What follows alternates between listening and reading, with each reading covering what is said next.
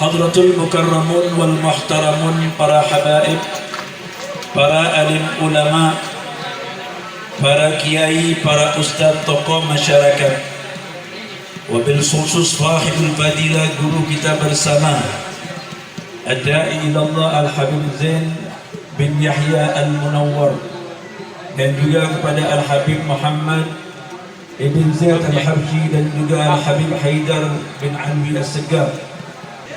Baik, sama-sama kita ketahui dan kita maklumi bahwasanya setiap tahun apabila datang bulan Rabiul Awal, umat Islam yang berakidah ahli sunnah wal jamaah bersama-sama merayakan dan memperingati hari lahirnya Nabi kita Muhammad. Maka kita lihat caranya orang bersyukur itu, kata ulama, ada 3. Bantu subscribe ya Kak, dan aktifkan notifikasinya. Di Indonesia ini mayoritas umat Islamnya berakidah ahli sunnah wal jamaah. Tapi ada sebuah negeri yang merayakan maulid itu hanya di tanggal 12 Rabiul Awal. Kalau sudah lewat tanggal 12 Rabiul Awal, tidak ada lagi orang yang merayakan maulid. Di negara tetangga kita, negara Malaysia, negara Singapura, betul mereka merayakan maulid, tapi maulid hanya dirayakan di bulan Rabiul Awal. Tapi di Indonesia bisa kita saksikan perayaan maulid bukan saja di bulan Rabiul Awal.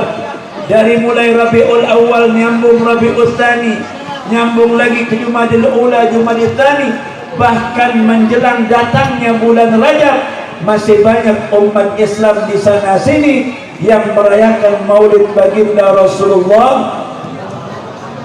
Karena kita sadar dan kita tahu bahwasanya perayaan maulid Nabi Muhammad itu tidak lain dan tidak bukan merupakan ungkapan rasa syukur kita kepada Allah. Kita diperintahkan oleh Allah senantiasa bersyukur di setiap saat, karena setiap saat kita belum pernah luput daripada nikmat Allah Subhanahu. Hari ini banyak Allah berikan nikmat kepada kita. Allah kasih kita nikmat sehat sehingga kita bisa duduk bersama. Allah kasih kita nikmat kesempatan sehingga kita dapat duduk bersama. Dan yang lebih istimewa lagi, Allah kasih kita nikmat yang luar biasa, yaitu pada malam hari ini bahwa lisan kita basah karena bersolawat kepada Nabi kita Muhammad.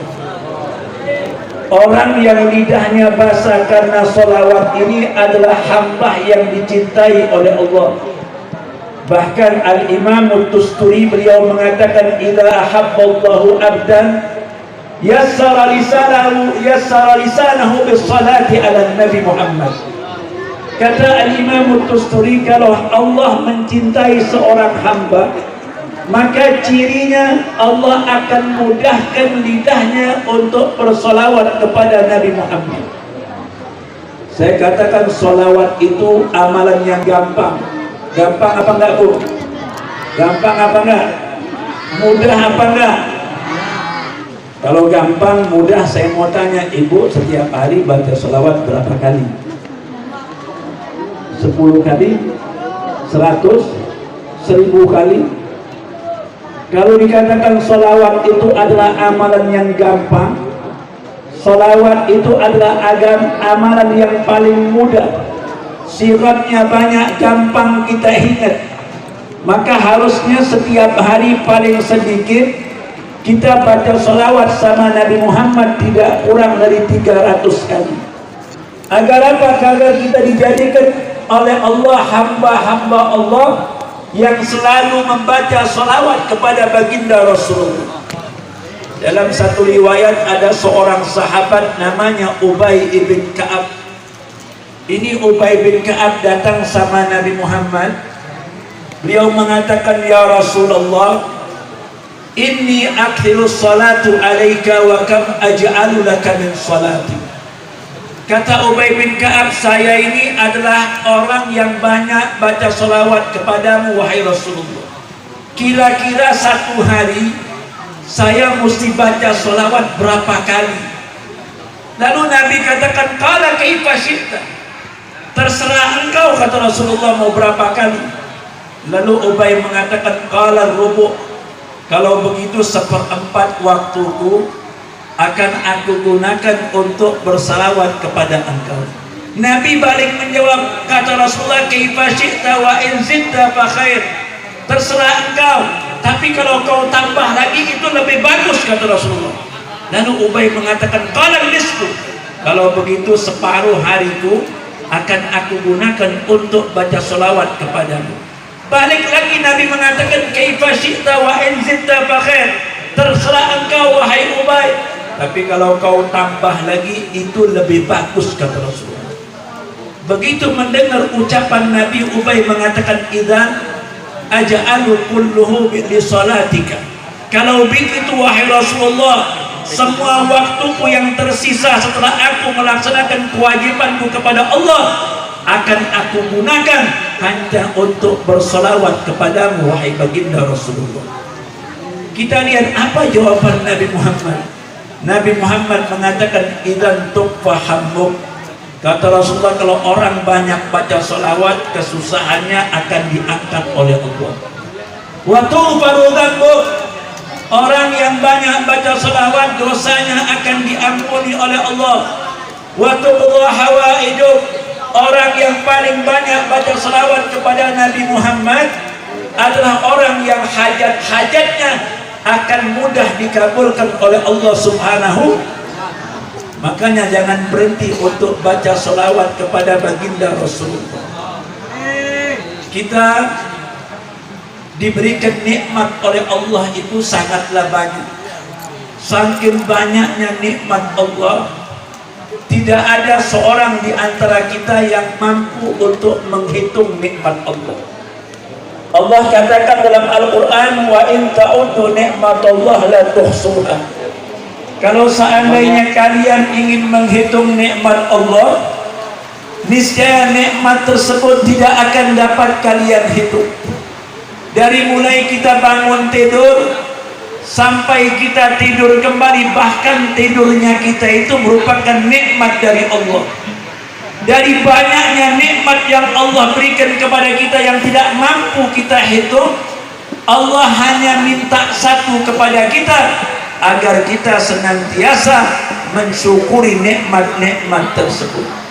Karena nikmat tersebut tidak Allah berikan secara sia-sia, kecuali nanti di hari kiamat setiap nikmat itu akan diminta pertanggungjawaban oleh Allah Subhanahu. Orang yang disebut adalah orang yang bersyukur. Ditanya, wa ma haqiqatus syukur, apa hakikatnya bersyukur kepada Allah? Dikatakan haqiqatus syukur sarfuhal abdu ala ma an'amallahu alaih lima khuliqa li ajli. Yang dikatakan sebagai hakikat syukur kepada Allah adalah apabila seorang hamba mampu menggunakan nikmat-nikmat Allah sesuai dengan keinginan Allah. Allah kasih kita penglihatan, mampu nggak ini penglihatan kita gunakan untuk ibadah? Berapa lama kita punya nikmat mata kita gunakan untuk membaca Al-Quran? Berapa banyak kita punya nikmat mata kita gunakan untuk lihat HP? Kira-kira setiap hari banyak lihat Quran apa lihat HP, Bu? Kita gunakan nikmat kita, nikmat mata kita lebih banyak kita lihat kitab sholawat apa lebih banyak kita habiskan dengan melihat TV. Artinya masih banyak nikmat Allah yang kita gunakan tidak sesuai dengan keinginan Allah Subhanahu. Maka kita lihat caranya orang bersyukur itu, kata ulama ada 3. Yang pertama, syukur itu syukur qalbi. Kita diperintahkan bersyukur dengan hati kita. Bagaimana caranya bersyukur dengan hati? Dikatakan al-ilmu wal-i'tiraf anna jami'an ni'am min fadlillah. Orang kalau ingin bersyukur dengan hati, dia harus tahu dan sadar bahwasanya semua nikmat yang ada pada dirinya tidak lain merupakan karunia dari Allah Subhanahu. Kita punya harta, hakikatnya bukan hasil kerja keras kita. Itu nikmat dari Allah, itu karunia dari Allah. Jangan pernah berpikir kalau kita jadi orang kaya itu hasil dari kepintaran kita, itu hasil daripada kerja keras kita. Itu semua syariat, hakikatnya semua dari Allah. Allah katakan dengan jelas dengan firman-Nya, wa ma bikum min ni'matin faminallah. Apapun yang ada pada diri kalian daripada nikmat-nikmat tersebut tidak lain itu merupakan karunia dari Allah. Kita lihat, syariat itu adalah kewajiban kita.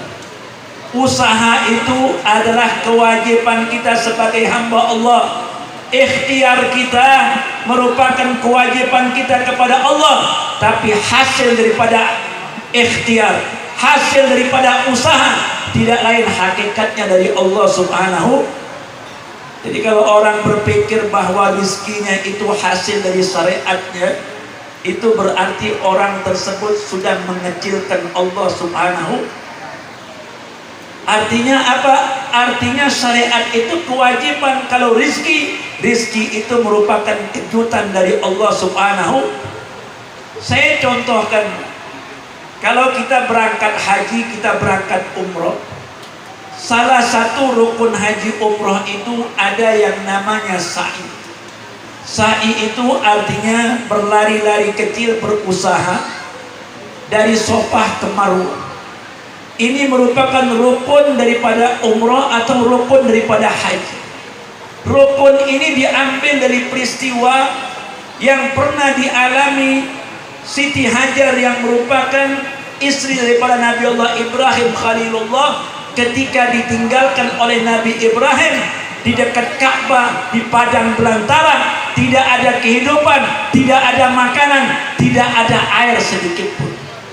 Makanya ketika Nabi Ibrahim mau meninggalkan Siti Hajar dan Ismail ketika masih bayi, Siti Hajar itu bertanya kepada Nabi Ibrahim, apakah engkau ingin meninggalkan kami karena engkau ingin berusaha, ataukah engkau meninggalkan kami karena wahyu perintah dari Allah?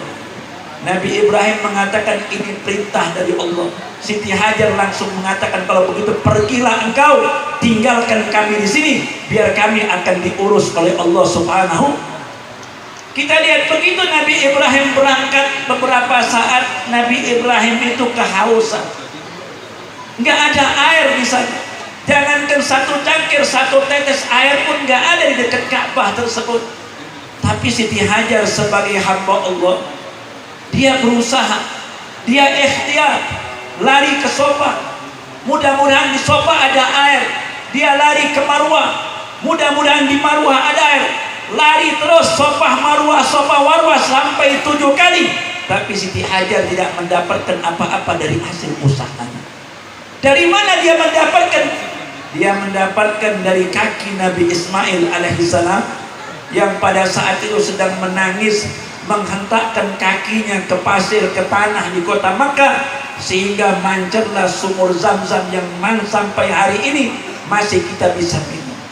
Ini sebagai contoh sejarah bahwasanya kita punya kewajiban ikhtiar, tapi rizkinya milik kita, tidak lain hanya Allah yang tahu. Kewajiban laksanakan, nanti rizki itu adalah kejutan dari Allah Subhanahu.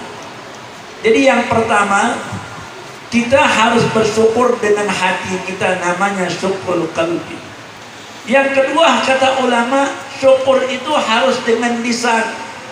Syukur dengan lidah kita sesuai dengan sabda Nabi Muhammad. Rasulullah mengatakan, idza a'tallahu 'abdan ni'matan faqala alhamdulillah faqad adda syukraha.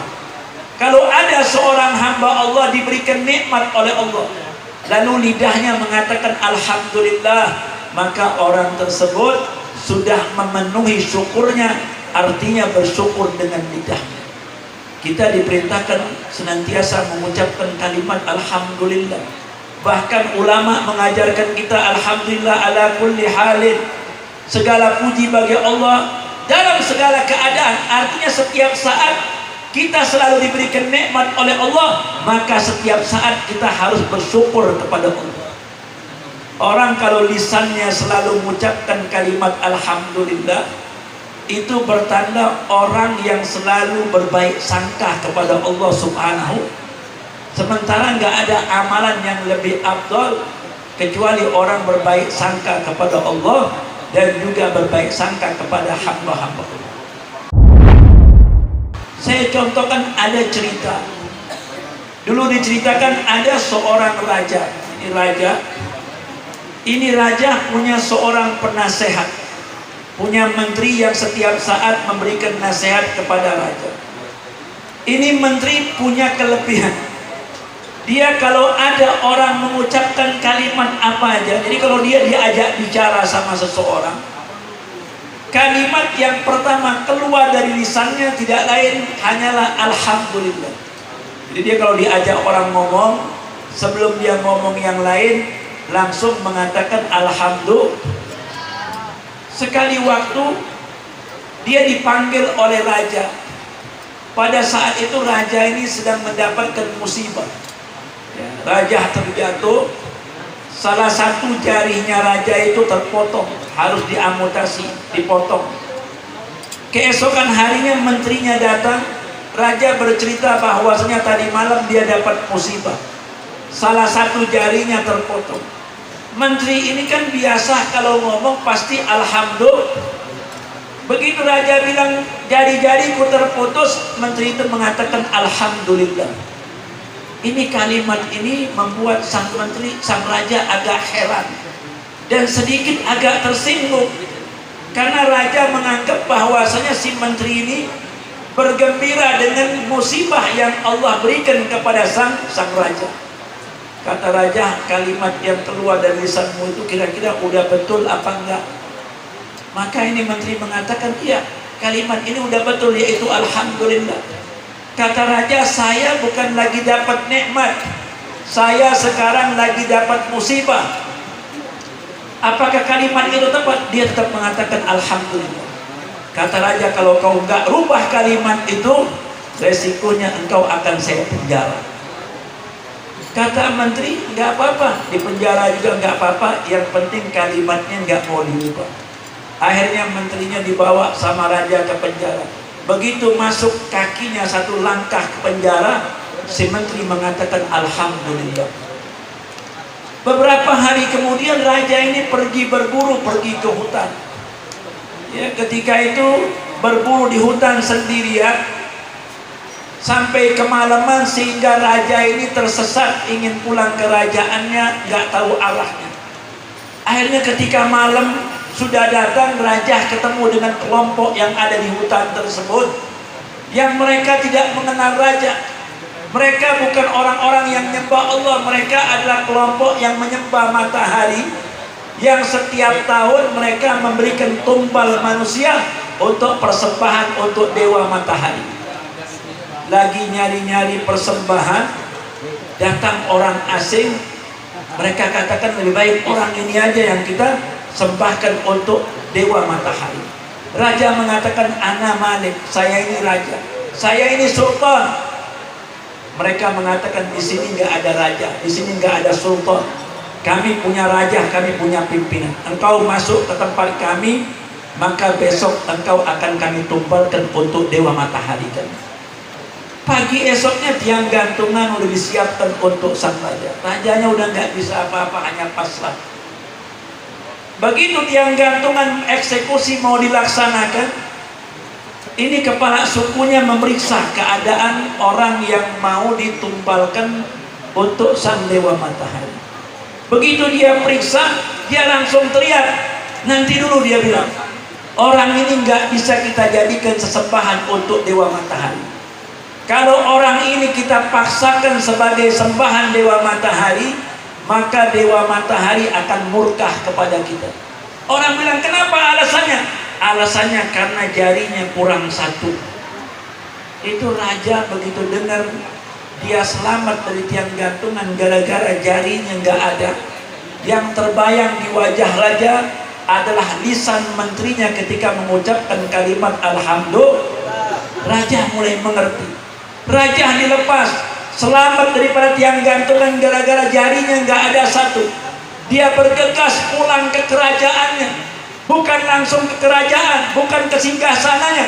Dia langsung menuju penjara, ingin mengucapkan terima kasih kepada sang menteri. Raja itu datang dengan tangisnya, demi Allah, alhamdulillah yang keluar dari lisanmu ketika aku bercerita tentang musibahku. Hari ini aku sudah mengerti apa hikmah dari Allah Subhanahu wa ta'ala. Hari ini Allah selamatkan aku dari tiang gantungan gara-gara jariku tidak ada satu. Tapi kata raja, sebelum engkau saya keluarkan dari penjara, saya mau tahu dulu apa hikmah kalimat alhamdulillah yang keluar dari lisanmu ketika engkau kumasukkan ke penjara. Menteri itu sambil senyum, dia mengatakan, wahai raja, raja itu biasanya kalau berburu suka ngajak saya. Karena kemarin saya di penjara, maka saya nggak ikut. Karena saya di penjara, coba kalau saya ikut bersama raja, maka sayalah yang akan jadi ganti di tiang gantungan itu. Karena jasad saya atau jari-jari saya masih sempurna.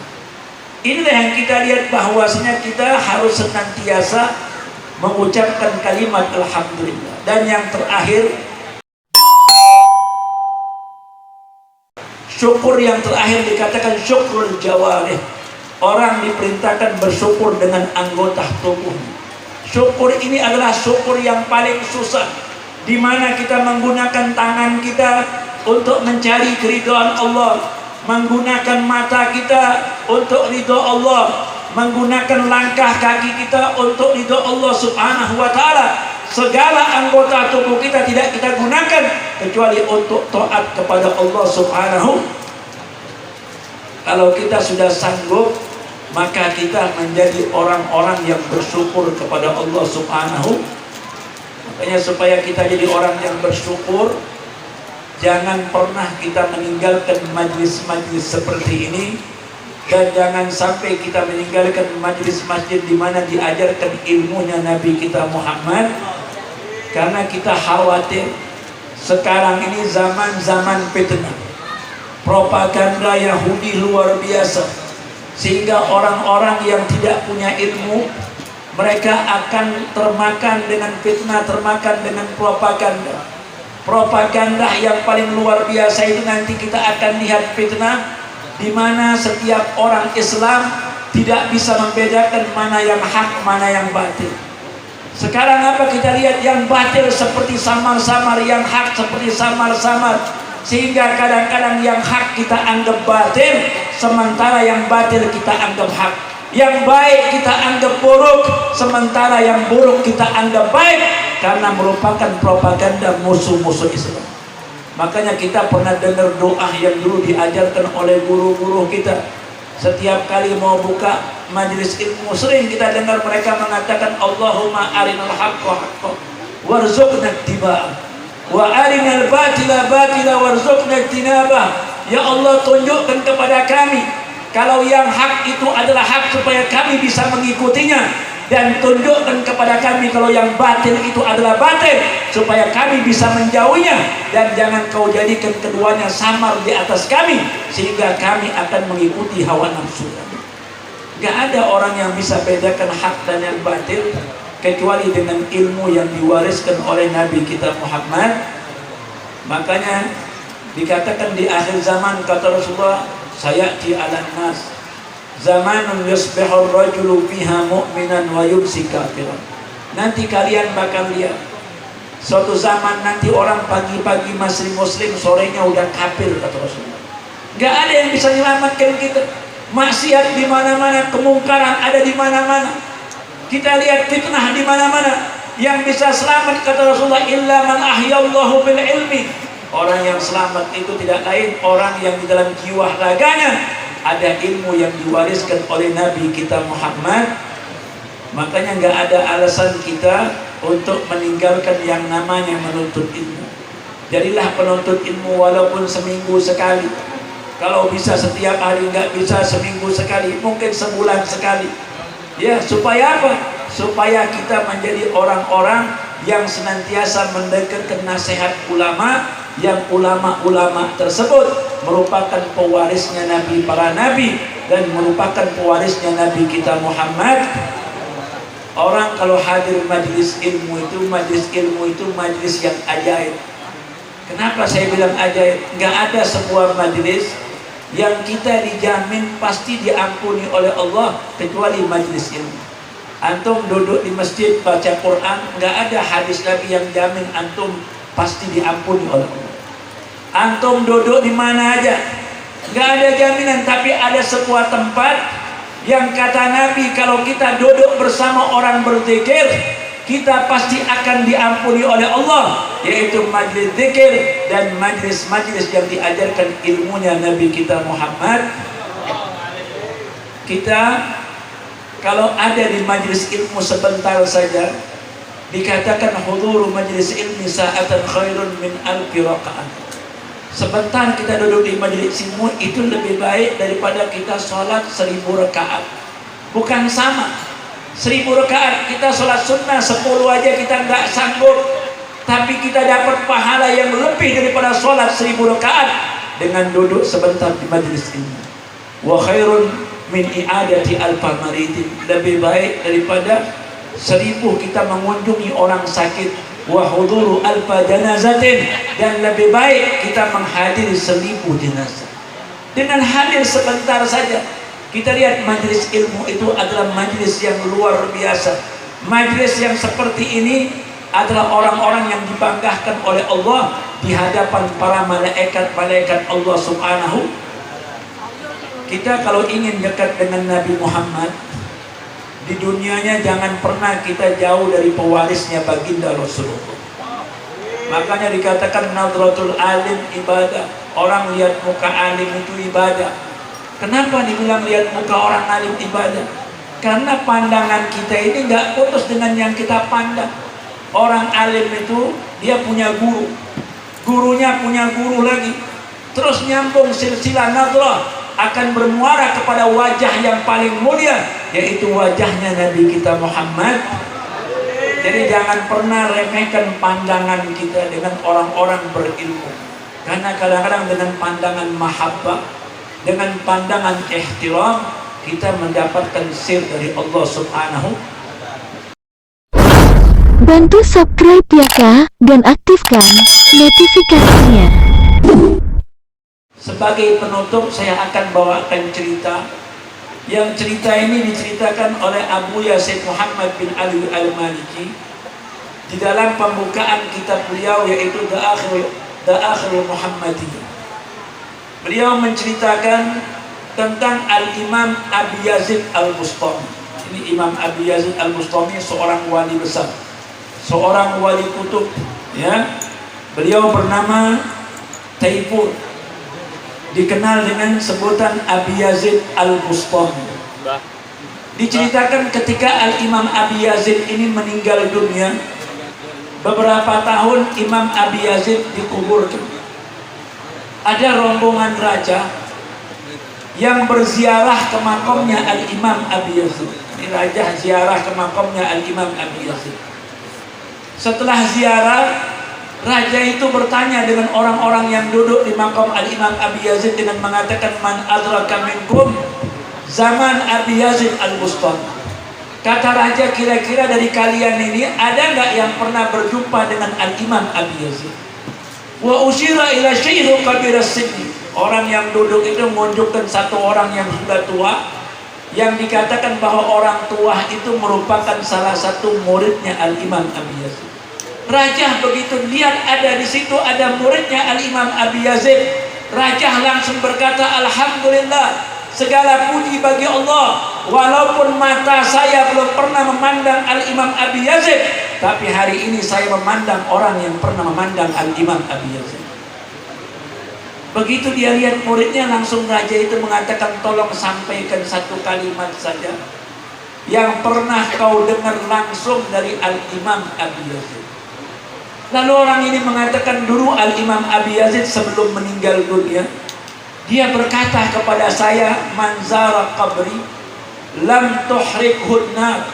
Kata Imam Abi Yazid, siapa yang ziarah ke makom saya, maka jasadnya tidak akan dimakan api neraka. Raja itu nggak langsung percaya. Raja itu bertanya dalam hatinya, apa betul Imam Abi Yazid bisa menjamin orang nggak masuk neraka, jasadnya nggak dimakan oleh api neraka lantaran hanya ziarah ke makomnya saja? Dia mengatakan, wahai fulan, wahai syekh, itu Abu Jahal setiap hari melihat wajahnya Nabi Muhammad, tapi Abu Jahal divonis masuk neraka. Dia bandingkan, bagaimana dia bilang Abu Yazid bisa jamin orang masuk surga hanya ziarah ke makomnya saja, sementara Abu Jahal setiap hari lihat wajahnya Nabi, tapi Abu Jahal masuk neraka. Apa jawaban syekh itu? Jawabannya luar biasa. Syekh itu mengatakan, ya Sultan, inna Aba Jahlin la yara Nabi sallallahu alaihi wasallam, innama yara yatima Aba Talib. Ketahuilah wahai Sultan, bahwasanya Abu Jahal belum pernah memandang wajahnya Nabi Muhammad, tapi yang dia pandang adalah anak yatimnya Abu Talib. Coba ketika ada orang sama-sama memandang, tapi nilai pandangannya berbeda. Ada orang mandang dengan ainul mahabbah, lihat orang alim, lihat orang tua, mandangnya dengan mata mahabbah. Ainul ihtiram, mandang orang bi ainul ihtiram, dengan mata memuliakan. Bi ainul ta'zim, ketika kita gunakan mata kita memandang dengan mata yang memuliakan, di situ kita dapat sir daripada orang tersebut. Tapi ketika ada orang memandang sama-sama memandang, tapi bi ainul istihza, dia mandang Nabi Muhammad, tapi dia katakan Muhammad tidak lain adalah anak yatimnya Abu Talib. Dia mandang, tapi pandangannya dengan pandangan menghinakan Nabi Muhammad. Ribuan dia pandang wajahnya Rasulullah, itu pandangan tidak bisa menyebabkan dia mendapatkan hidayah dari Allah. Artinya kita lihat, kita sering dengar, kam min hadirin fahuwa ghaib, wa kam min ghaibin fahuwa hadir. Berapa banyak orang yang hadir, tapi hakikatnya mereka nggak ada. Artinya hadir di tempat-tempat mulia, nggak bawa hati.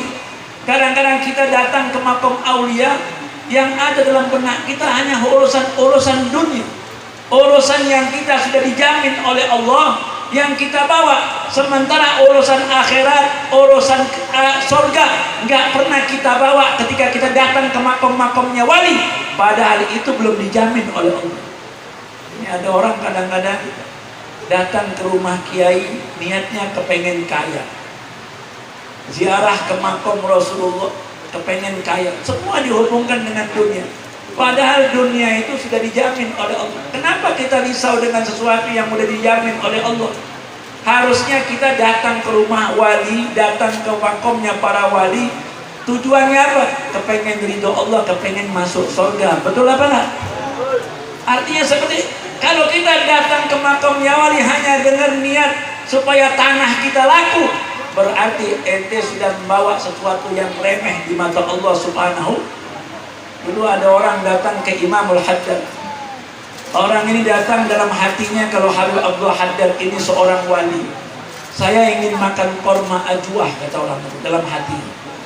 Begitu dia sampai ke rumahnya Imamul Haddad udah di depan pintu rumahnya, mengatakan, ente datang ke sini hanya untuk sebuah korma, ini ambil buat ente. Kalau ente datang mau cari surga di sini, niscaya surga akan saya kasihkan kepada engkau. Tapi karena ente niatnya kepengen korma, ambillah korma. Artinya datang ke tempat-tempat mulia itu tujuannya harus mulia. Ya, tujuannya harus mulia, tujuannya kepada Allah, cari ridho Allah. Urusan dunia itu adalah urusan yang gampang, urusan yang sudah dijamin oleh Allah Subhanahu wa ta'ala. Jadi mudah-mudahan berkah kita merayakan Maulid pada malam hari yang mulia ini di Majlis Risalatul Mu'awanah, Majlis Zikir dan Manaqib Risalatul Mu'awanah yang dipimpin oleh guru kita siapa? Ustaz Naufal Al-Batawi. Mudah-mudahan jamaahnya diberikan keberkahan oleh Allah Subhanahu wa ta'ala. Semua hajat-hajat kita dikabulkan oleh Allah. Dosa-dosa kita diampuni oleh Allah. Dosa orang tua kita diampuni oleh Allah. Dan anak-anak kita dijadikan oleh Allah anak yang soleh dan solehah, dapat kita banggakan di dunia juga di akhirat. Dan semua apa yang kita niatkan untuk pemimpin-pemimpin kita, mudah-mudahan dikabulkan oleh Allah Subhanahu wa taala. Allah hancurkan orang-orang yang zalim. Allah hancurkan orang-orang yang zalim. Allah hancurkan orang-orang yang berniat zalim kepada negeri ini dan kepada para ulama dan kepada negara republik yang kita cintai. Mudah-mudahan apa yang sudah saya sampaikan, lebihnya saya mohon maaf. Wassalamualaikum warahmatullahi taala wabarakatuh.